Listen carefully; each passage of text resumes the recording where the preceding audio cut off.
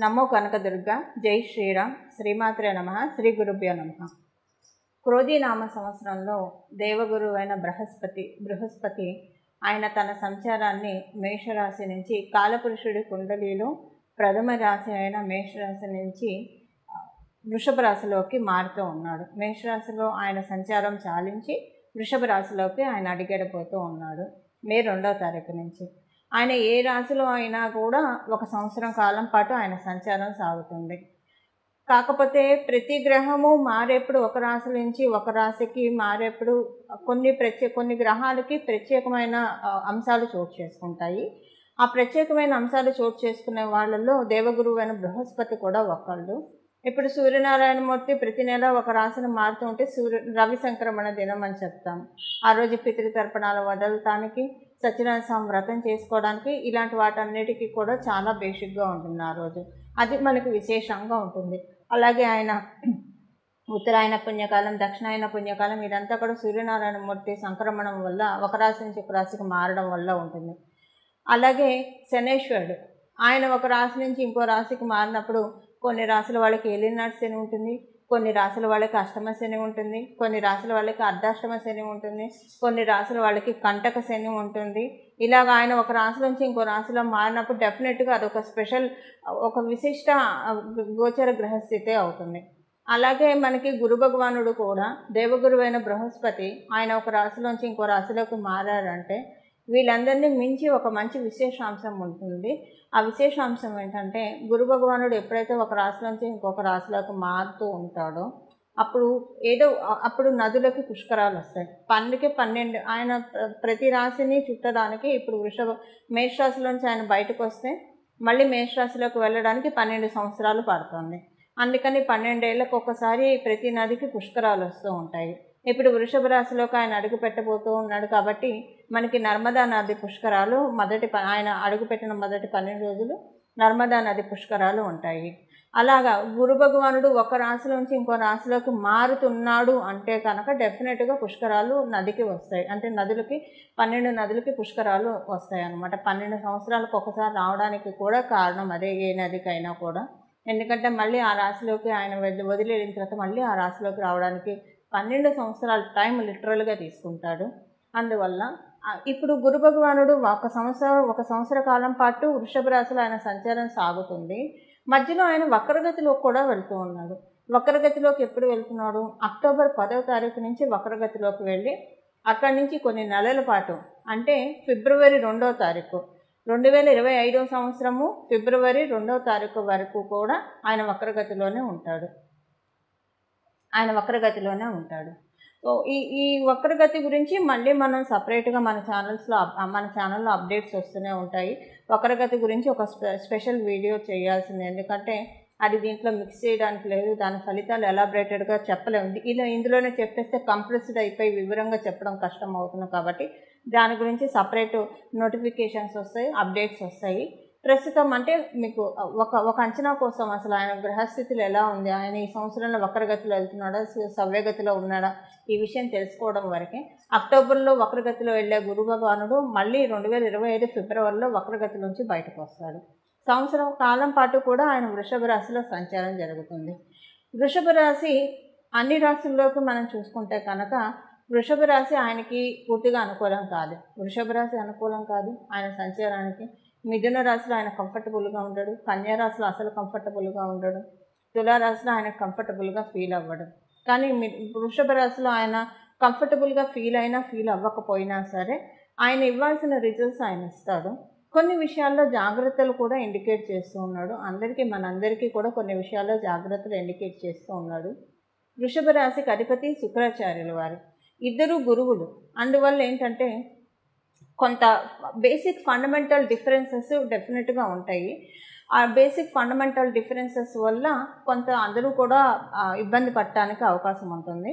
But ఆయన జీవం పోస్తాడు, ఆయన జీవకారకుడు కాబట్టి కాలపురుషుడు కుండలిలో 2వ స్థానంలోకి ఆయన రావడం అంటే జీవం పోస్తూ ఉంటాడు. దేంట్లో జీవం పోస్తాడు?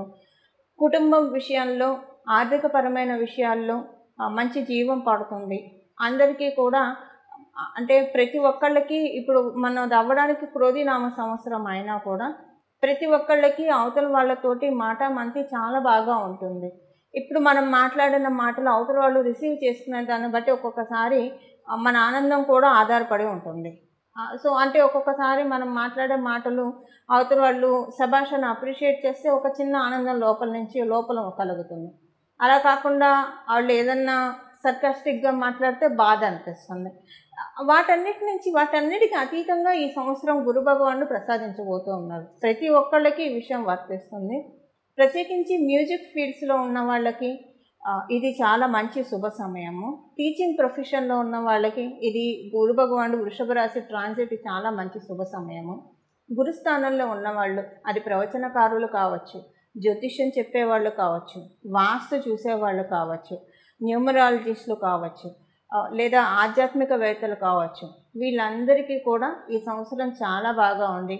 ఆర్థికంగా చాలా బాగా ఉంది. అంటే లక్ష్మీ అమ్మవారి ఆశీస్సులు బాగా అందుతాయి ఈ ఫీల్డ్స్లో ఉన్న వాళ్ళకి. అలాగే మీరు యాంకర్ ఫీల్డ్స్లో ఉన్న వాళ్ళు అందరికీ కూడా, అంటే ఇప్పుడు అది మీరు వృషభ రాశిలో పుట్టాలనే రూల్ లేదు. ఇప్పుడు చెప్పే అన్నీ కూడా ఓవరాల్గా అప్లికేబిలిటీ ఉన్న విషయాలు నేను ముందు ప్రస్తావిస్తున్నా.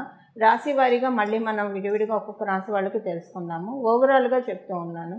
ప్రత్యేకించి గురు భగవానుడు వృషభ రాశిలో సంచారం స్త్రీలందరికీ కూడా జీవం పడుతుంది. స్త్రీలకు డెఫినెట్గా ఇది చాలా ప్లస్ సంచారము. ఏదో మీరున్న ఏ రంగంలో మీరున్నా కూడా దాంట్లో బాగా లైమ్లైట్లోకి వెళ్తారు. అందరికీ వర్తిస్తుంది ఇది. అలాగే ఒకవేళ కనుక మీరు గృహిణి స్థానంలో ఉన్నారనుకోండి, అప్పుడు కూడా మీకు మంచి గుర్తింపు, గౌరవం వస్తుంది. ఎందుకంటే పిల్లల్ని, సంసారాన్ని, అది చాలా పెద్ద టాస్క్, చాలా ఛాలెంజింగ్ టాస్క్. వాటిల్ని బాగా కాపాడుకుంటూ రావడం, దాంట్లో మీకు మంచి అప్రిషియేషన్స్ వస్తాయి. ఇలాగ ప్రతి విషయంలో కూడా స్త్రీలందరికీ మంచి శుభ సమయము క్రోధినామ సంవత్సరంలో ఉంది. అది కూడా ప్రత్యేకించి మనందరికీ కూడా, అంటే స్త్రీలందరికీ కూడా గురు భగవానుడు ప్రసాదిస్తూ ఉన్నాడు. అందువల్ల ఇక్కడ అంటే మగవాళ్ళకి బాగాలేదంటే మగవాళ్ళకి కూడా బాగా ఉంది. ప్రత్యేకించి ఆడవాళ్ళకి ఒక 30% బఫర్ ఉందని చెప్పాలి ఈ వారం గురు భగవానుడు ఆశీస్సుల వల్ల. అయితే ఒక విషయంలో జాగ్రత్త కూడా ఆయన సూచిస్తున్నాడు. మన ఇంట్లో ఆడవాళ్ళు కావచ్చు, బయట ఆడవాళ్ళు కావచ్చు, ఎవరైనా సరే పొరపాటున కూడా ఆడవాళ్ళ గురించి చులకనగా మాట్లాడడం కావచ్చు, తక్కువ చేసి మాట్లాడడం కావచ్చు, ప్రత్యక్షంగా పరోక్షంగా దూషించడము, ఇలాంటివేవి చేయకుండా జాగ్రత్తగా ఉంటే కనుక గురు భగవానుడు సమృద్ధిగా అన్ని రిసోర్సెస్ అందరికి ఇచ్చేసి వెళ్తాడు. ఇది ఆడ మగ తేడా లేదు, అందరికీ ఈ విషయం వర్తిస్తుంది. ఎవరైతే సమృద్ధిగా అన్ని అవకాశాలు అందుకోవాలని భావిస్తూ ఉన్నారో వాళ్ళందరూ కూడా స్త్రీలని దేవతా స్వరూపంగా చూడడం కనుక ప్రాక్టీస్ చేస్తే ఆల్రెడీ అలానే ఉంటుంది. ఎందుకంటే మన సనాతన ధర్మం మనకి చిన్నప్పటి నుంచి నేర్పిన విషయమే అది. కాకపోతే కాలవశత్తు, కలి ప్రభావం వల్ల ఒక్కొక్కసారి మనకి మన అసోసియేట్స్లో ఉన్న స్త్రీల పట్ల కొంత ఇబ్బందికరంగా ఉండే అవకాశం కూడా ఉంటుంది మధ్యలో. ఇది మనకి జరగచ్చు, మన వల్ల ఇంకొకళ్ళకి జరగచ్చు. ఏదైనా సరే ఇలాంటి వాటన్నిటి నుంచి దూరంగా ఉండడానికి ప్రయత్నించండి. దానివల్ల ఏంటంటే ఈ వారం డెఫినెట్గా ఈ సంవత్సరం అంతా కూడా డెఫినెట్గా అబండెన్స్, సమృద్ధి, జీవకారకుడు కాబట్టి ఆయన ఇవ్వదలుచుకుంటే గురు భగవానుడు ఏమీ ఆలోచించడు. వెనక ముందు ఆలోచించకుండా చక్కగా రిజల్ట్స్ ఇస్తాడు. ఏమన్నా మనం కష్టాల్లో ఉంటే ఆ కష్టాల నుంచి మనల్ని ఎలా బయటపడేయాలా అని చూస్తాడు. వృషభ రాశి ఆయనకు అనుకూలం కాదు. ఎందుకు కాదని చెప్పానంటే స్త్రీల విషయంలో ఎంత మర్యాదపూర్వకంగా ఉంటుంది, అంటే మా స్త్రీలు అయినా కూడా అవతల స్త్రీ పట్ల మర్యాదపూర్వకంగా ఉండాలి. అది కనుక బాగా ప్రాక్టీస్ చేసుకుంటే అప్పుడు వృషభ రాశిలో ఉన్న గురుడు అందరికీ డెఫినెట్గా యోగిస్తాడు. ఇందులో ఏమాత్రం సందేహం లేదు. స్త్రీ పురుష భేదం లేకుండా ఆయన ద్వితీయ స్థానంలో ఉంటూ చాలా మంచి అవకాశాలని ద్వాదశ రాశుల వాళ్ళకి కూడా ప్రసాదిస్తూ ఉన్నాడు. అవన్నీ ఏంటో మనం ఒకసారి ఇప్పుడు చూద్దాం. విడివిడిగా ప్రతి రాశి వాళ్ళకి ఎలాంటి ఫలితాన్ని గురు భగవానుడు అందిస్తున్నాడు అన్న విషయాన్ని మనం చూద్దాం. మకర రాశిలో పుట్టిన వాళ్ళకి పంచమ స్థానంలో పంచమ గురుడి సంచారము, తృతీయ వ్యయాధిపతి అవుతూ పంచమ స్థానంలో ఆయన సంచారము కొన్ని విషయాల్లో మీకంటే కొన్ని విషయాల్లో ప్లస్ ఉంది, కొన్ని విషయాల్లో మైనస్ ఉంది. సో ఫస్ట్ మనం ఏంటి ప్లస్ ఏంటి అన్న విషయం మనం ఒకసారి చూద్దాము. అదృష్టకరంగా సాగుతుంది ఈ సంవత్సరం అంతా కూడా. అంటే మీరు చేపట్టిన పనులన్నీ కూడా లక్కు కలిసి రావాలి, మనం చేసే పనులకి లక్కు కలిసి రావాలి, అదృష్టం తోడవ్వాలి అని అనుకుంటాం కదా. అలా తోడయ్యే బ్యాచ్లో ఉన్నవాళ్ళు ఈ సంవత్సరం మకర రాశి వాళ్ళు. మీరు చేసిపెట్టే ప్రతి పని భగవంతుల ఆశీస్సులతో స్టార్ట్ అవుతుంది. ఆ ప్రతి పని కూడా నిర్విఘ్నంగా ఆదిలోనే హంసపాద కాకుండా ముందుకు తీసుకెళ్లే విధంగానే మీకు ఈ సంవత్సరం వృషభ రాశిలో గురు భగవానుడు ఉంటూ చాలా అనుకూలతలను ప్రసాదిస్తూ ఉన్నాడు. అలాగే ధనపరంగా చాలా మంచి శుభ సమయం. మీరు ఉద్యోగస్తులు అవ్వండి, వ్యాపారస్తులు అవ్వనివ్వండి, ఎవరికైనా సరే ధనపరంగా చాలా మంచి శుభ సమయం. ఉద్యోగస్తులు అయితే మీకు ఉద్యోగంలో బాగా ప్రమోషను, ఇంక్రిమెంట్స్ ఇలాంటివి ఉంటాయి. వ్యాపారస్తులు అయితే కనుక మీకు వ్యాపారంలో చాలా మంచి అనుకూలతలు ఉంటాయి, చాలా బాగా ఉంటుంది. కమ్యూనికేషన్ విషయంలో కొంచెం జాగ్రత్తగా ఉండాలి. మీ కమ్యూనికేషన్లు అవతల వాళ్ళకి రాంగ్గా వెళ్తాయి. సో మీకు కమ్యూనికేషన్ అది ఎలాగైనా అవ్వచ్చు. కమ్యూనికేషన్ ఇదివరకు మీరు మాట్లాడిన మాటలు కావచ్చు, లేదా ఇప్పుడు మీరు మాట్లాడే మాటల వల్ల కావచ్చు, కమ్యూనికేషన్ రిలేటెడ్ ఇష్యూస్ మీకు కొంచెం బాగా ఇబ్బంది కలిగిస్తాయి. సో కొంచెం మీరు దానివల్ల కొంచెం అవమానంగా కూడా ఫీల్ అయ్యే అవకాశం ఉంటుంది. అదొకటి మైనస్ అని చెప్పాలి, చిన్న మైనస్ అని చెప్పాలి. అలాగే మీకు మీ పిల్లల వల్ల మీకు కొంచెం ఇబ్బందులు తలెత్తే అవకాశం ఉంటుంది. పిల్లల వల్ల మనశ్శాంతి కలగకపోగా వాళ్ళ వల్ల మీకు కొంచెం నేబర్స్ తోటి కావచ్చు, మీ బంధువర్గంలోని వాళ్ళతోటి కావచ్చు, మేజర్గా నేబర్స్ వాళ్ళు చదువుకుంటూ ఉంటే అక్కడ చుట్టుపక్కల ఉన్న వాళ్ళతోటి కొంచెం కంప్లైంట్స్ ఎక్కువగా వింటారు. ఇది కొంచెం మీకు బాధ కలగజేస్తుంది. లేదా వాళ్ళకి కొంచెం ఒకవేళ ఇలా కంప్లైంట్స్ ఇలా ఏం లేదనుకోండి, హెల్త్ రిలేటెడ్ ఇష్యూస్ పిల్లలకి రావడానికి అవకాశం ఉంది. సో పిల్లల విషయంలో కొంచెం మీకు మానసికంగా అశాంతి అయితే ఈ సంవత్సరం ఉంటుంది. కమ్యూనికేషన్ విషయంలో మానసికంగా అశాంతి ఎక్కువగా ఉంటుంది మీకు. బట్ ఏదేమైనా సరే ధనపరంగా బాగా ఉంది. వృత్తి వ్యాపారాల్లో రాణింపు ఉంది. ఆ రాణింపు ఉంటూనే ఇది కూడా అడ్జస్ట్ అవుతూ ఉంది. అంటే ఈ అవమానం ఇది కూడా అడ్జస్ట్ అవుతూ ఉంది. బట్ ఏదేమైనా సరే గురు భగవానుడు ప్రసాదించేది ఎప్పుడు కూడా హార్ష్గా ఉండదు. కొంతవరకు సౌమ్యంగానే పోనిస్తాడు. మీ జన్మజాతకంలో గురుబలం ఉంటే మీరు ఇది అసలు చూడరనే చెప్పాలి. గురుబలం లేకపోతే, గురుబలం ఉందని ఎలా తెలుస్తుంది? మీరు పుట్టినప్పుడు కర్కాటక రాశిలో, లేదా వృశ్చిక రాశిలో, మీన రాశిలో, అలాగే ధనుసు రాశిలో గురు భగవాన్ ఉంటే మీకు గురుబలంతోనే పుట్టారని తెలుసుకోవాలి. అలా కాకుండా ప్రత్యేకించి వృషభ తులారాశుల్లో ఉన్న, మిథున కన్యా రాశుల్లో ఉన్న మీరు గురుబలం లేని సమయంలోనే పుట్టారు. మకర రాశిలో ఉంటే యాక్చువల్గా గురు భగవానుడు నీచిలో ఉంటాడు. కాకపోతే ఇప్పుడు మటుకు మకర రాశిలో ఉండగా మీరు పుట్టి ఉంటే చాలా అదృష్టవంతులు మీరు, గురు భగవానుడు ఉన్నప్పుడు మీరు పుట్టి ఉంటే. బట్ అలా కాకపోతే కనుక కొంచెం ఈ రాశుల్లో ఉంటే కనుక మీకు కొంచెం ఇబ్బందులు ఇవి కొంచెం ఎక్కువగానే ఉంటాయి. అంటే అవమానాలు కొంచెం ఎక్కువగా ఉంటాయి. దేనికైనా మనకి పరిహారాలు ఉంటాయి కాబట్టి ఆ పరిహారం ఏంటి ఇప్పుడు మనం చూద్దాం. పరిహారం ఏం చేసుకోవాలి? గురు భగవానుడు వృషభ రాశిలో ఉంటూ ద్వాదశ రాశుల వాళ్ళకి ఇచ్చే మంచి ఫలితాలను ఇంకా ఒడిసి పట్టుకోవడానికి ఎలాంటి పరిహారం చేయాలి? ఇప్పుడు ఒక చిన్న పిల్లాడి చేతిలో ఏమన్నా పెడితే ఎక్కువ పట్టుకోలేరు. వాళ్ళ అరచేతులు ఎక్కువగా ఉండదు, పెద్దదిగా ఉండదు, కొంచెమే పట్టుకోగలుగుతారు. అదే వాళ్ళకు ఒక గిన్నెలోనో, ఒక సంచిలోనో, ఒక డబ్బాలోనో పోసి పెడితే తర్వాత తింటారు. అలా మనం కూడా భగవంతుడు ఇచ్చే యోగాన్ని మనం ఏం పట్టుకోలేమండి, పూర్తిగా పట్టుకోలేము, పూర్తిగా క్యాచప్ చేయలేము. అలా క్యాచప్ చేయడానికి ఒక గురు భగవానుడు మాత్రమే మనకు అవకాశాన్ని ఇస్తాడు. ఇలా క్యాచప్ ఎలా చేయాలి అది ఇప్పుడు మనం పరిహార రూపంలో తెలుసుకుందాము. ఈ సంవత్సరం అంతా కూడా కృష్ణం వందే జగద్గురు అంటారు. కృష్ణ పరమాత్ముడిని ఆరాధించడము, కృష్ణ పరమాత్ముడు చెప్పిన గీత వినడము, భగవద్గీత వినడము, భగవంతుడి నోటిలో నుంచి వచ్చిన ప్రతి వర్డ్ కూడా, ప్రతి అక్షరం కూడా చాలా మహిమాన్వితమైనవి. అది వింటూ ఉండాలి. అంటే విన్న ప్రతి అక్షరం కూడా మనం జీర్ణింప చేసుకుంటూ ఉండాలి. నరాల్లో జీర్ణింప చేసుకునే విధంగా శ్రీకృష్ణ పరమాత్ముడు బోధించిన భగవద్గీత వినడము చాలా మంచి ఫలితాన్ని నిస్సందేహంగా ఇస్తుంది ఈ సంవత్సరం ద్వాదశ రాశుల వాళ్ళకి కూడా. అలాగే శ్రీకృష్ణ పరమాత్ముడు ఆరాధన చాలా మంచి చక్కటి శుభ ఫలితాలను ఇస్తుంది.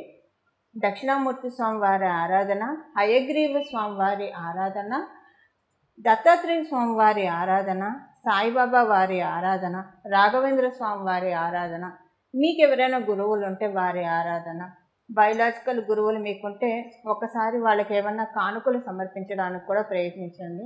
చాలా మంచి సత్ఫలితాలు వస్తాయి. కానీ ఇప్పుడు మనం తెలుసుకునే ఈ దేవీ దేవతల ఆరాధన చేయడం మర్చిపోకండి. సరస్వతి అమ్మవారి ఆరాధన కూడా ఈ సంవత్సరం అంతా ఇప్పుడు మనం చేసుకునే ఈ దేవీ దేవతల్లో అందరినీ ఆరాధిస్తే మహాభేషుకు చాలా మంచిది. అందరినీ ఆరాధించలేకపోయినా ఎవరినైనా సరే ఒక్కళ్ళనన్నా ఆరాధించడానికి ప్రయత్నించండి. చాలా చక్కటి శుభ ఫలితాలు. ఈ ఫలితాలు చెప్పాలంటే గురు భగవానుడు ఫలితాలంటే దేవతల ఆశీస్సులేనండి. దేవతల ఆశీస్సులు అంటే ఇంకా మనం మాటల్లో చెప్పలేము అవి. ఎందుకంటే అన్ని విషయాల్లో ఇస్తారు దేవతల ఆశీస్సులు ఇవ్వాలి అంటే కనుక. అలాంటి ఆశీస్సులు తీసుకోవడానికి చాలా చక్కటి అవకాశం ఉంది. ప్రశాంతంగా భగవంతుడి ఆరాధన చేసుకోండి. భగవద్గీత మటుకు ఈ సంవత్సరం ఒక్కసారన్నా వినడానికి, పూర్తిగా వినడానికి, విన్న ప్రతిదీ జీర్ణం చేసుకోవడానికి ప్రయత్నించండి. చాలా మంచి శుభ సమయం. అంటే ఎప్పుడు వినాలి భగవద్గీత, ఎప్పుడు కూడా మంచిదే. కాకపోతే కొన్నిసార్లు కాలప్రభావం బాగా ఉన్న సమయంలో కనుక వింటే ఇంకా మనకి వెంటనే తెలుస్తూ ఉంటాయి, రిజల్ట్స్ వెంటనే తెలుస్తాయి. అలా భగవంతుడు ఉపదేశించిన గీతని, అమృతధారని, కర్ణామృతాన్ని అందరూ ఒడిసి పట్టుకోవడానికి ప్రయత్నించండి. ఈ పరిహారం చేసుకుంటే కనుక, అంటే ఇప్పుడు మనం చేసుకునే పరిహారాలు చేసుకుంటే ద్వాదశ రాశుల వాళ్ళందరికీ, 27 నక్షత్రాల వాళ్ళందరికీ కూడా మీ జీవితంలో చక్కటి ఆశాజనకంగా ఉంటుంది. చిగుళ్ళు పచ్చదనం చక్కగా సంతరించుకుంటుందని చెప్పడంలో ఏమాత్రం సందేహం లేదు. ఇది గురు భగవానుడు ఉవాచ, గురుగ్రహం గురుదేవుడి యొక్క ఉవాచ. ఇలా మీరందరూ కూడా భగవంతుడి ఆశీస్సులు పొందాలని చెప్పి నేను మనస్ఫూర్తిగా ఆశిస్తూ మీరు పొందుతారని చెప్పి ఆశిస్తూ మంగళం. జై కనకదుర్గ. నమో భగవతే వాసుదేవాయ.